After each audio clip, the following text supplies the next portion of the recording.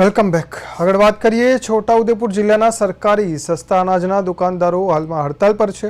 તેમનું કહેવું છે કે જ્યાં સુધી માંગણી સ્વીકારવામાં નહીં આવે ત્યાં સુધી હડતાલ ચાલુ રહેશે। સરકારી સસ્તા અનાજની દુકાનદારોની હડતાલ સમગ્ર રાજ્યમાં ચાલી રહી છે। રાજ્યના સરહદી અને આદિવાસી વિસ્તાર છોટાઉદેપુર જિલ્લામાં પણ સસ્તા અનાજના દુકાનદારોએ હડતાલ પાડી છે।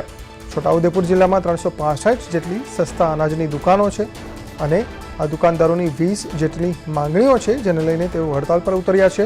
હાલ જિલ્લામાં તમામ દુકાનો બંધ છે।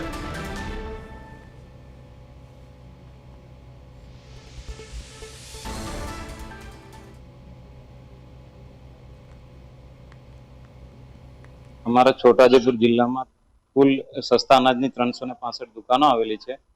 એમાં અમે બધા દુકાનદારોએ સહમત થઈને બંને એસોસિએશન મળીને હડતાલ પર છીએ।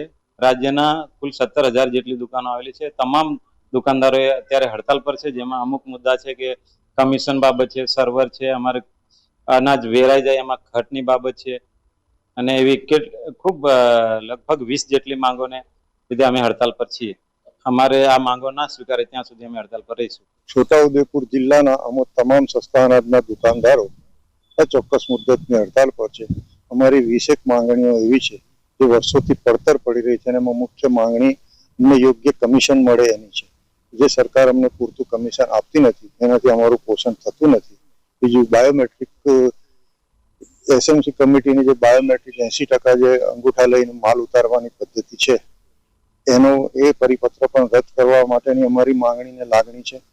97% સેલિંગ થાય તો 20,000 રૂપિયાનું મિનિમમ ફિક્સ કમિશન મળે, એમાં પણ ટકાવારીમાં ઘટાડો કરવાનો